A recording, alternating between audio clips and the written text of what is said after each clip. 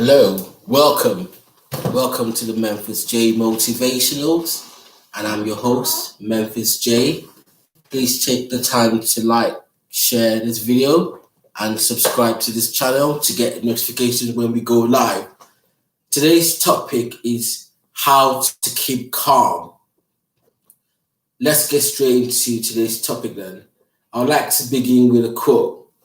Staying calm in the storm makes a difference. Staying calm in the storm makes a difference. I know in life there will be times when it's hard to remain calm, but instead of worrying and dwelling on the problem, we must always try to seek the solutions. Who or what is your source of solutions currently? What I mean is, what do you do when you're stressed? It's very crucial that we get away from all the noise around us and all the noise in our heart and find a quiet place in our minds and in our heart in the midst of any unrest or feelings of duress. Be careful, keep calm, don't be afraid, do not lose heart. This should be your first thoughts in any dire situation and your self-talk when faced with a difficult situation. A friend of mine told me a story. He went out with his family and they went to the shops, doing the weekly shops, and they had the car wouldn't start when they go into the car park. My friend said to his wife, "Don't worry about this right now. Let's go into the shop and do our shopping. When we come back, I will sort it out." So they went in, did the shopping as normal with the kids, and came back into the car, and the car wouldn't start.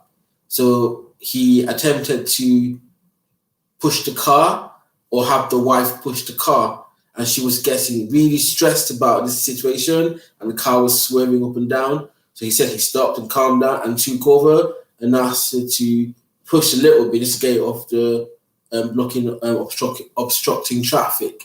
But anyway, around them, people came, "Hey, how can I help you? How can I help you?" Two ladies came around. One lady said, "If you go to the shoemaker's shop, he might have a battery charger."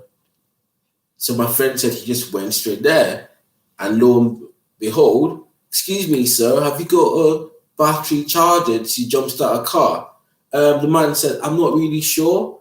But my friend was like, "It's right there." So he was able to collect the charger and come back into the car.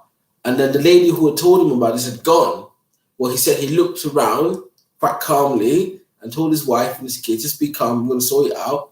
And he met another gentleman and he asked him, "Could you help me to jumpstart my car?" That person pulled up, he jumps out of the car started, he returned back the charger back to the shoe mender, and he resolved that situation quite calmly.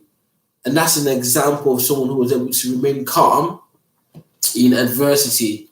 It's important to also try to calm your anger and abandon any agitation or rising tempers. Don't be angry. This only leads you to commit violence, and that might also lead you to jail if you're not careful.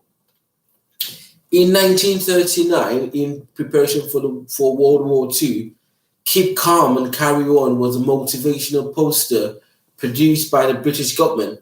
The poster was intended to raise the morale of the British public, threatened with widely predicted mass air attacks in major cities.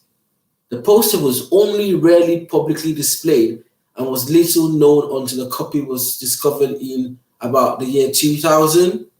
The poster's fascinating history began at the Senate House, where it was issued to the Ministry of Defense during the Second World War.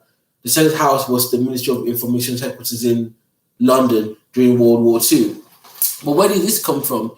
"Keep Calm" was one of three messages created by Britain's wartime propaganda department, the Ministry of Information, made famous as the Ministry of Truth in George Orwell's novel 1984.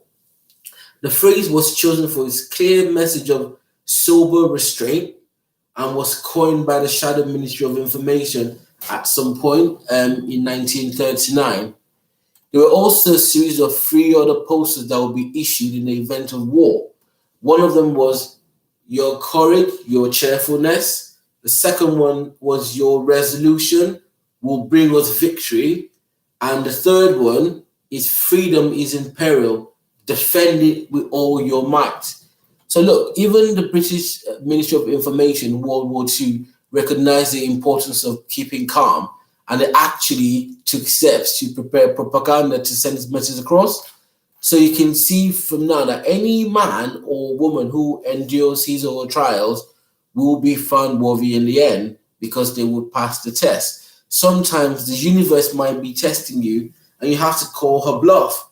And when you call her bluff, you will receive the crown or adulation or prize out of you being able to stay calm in the midst of a storm. The problem is, most of us, we're so worried and being busy, being worried about things, we refuse to come into our innermost, our divine self, even though it has the power to actually help us, scientifically as well. When your stress level exceeds your ability to cope, you need to restore the balance by reducing the stresses or increasing your ability to cope, or both. I will say that again.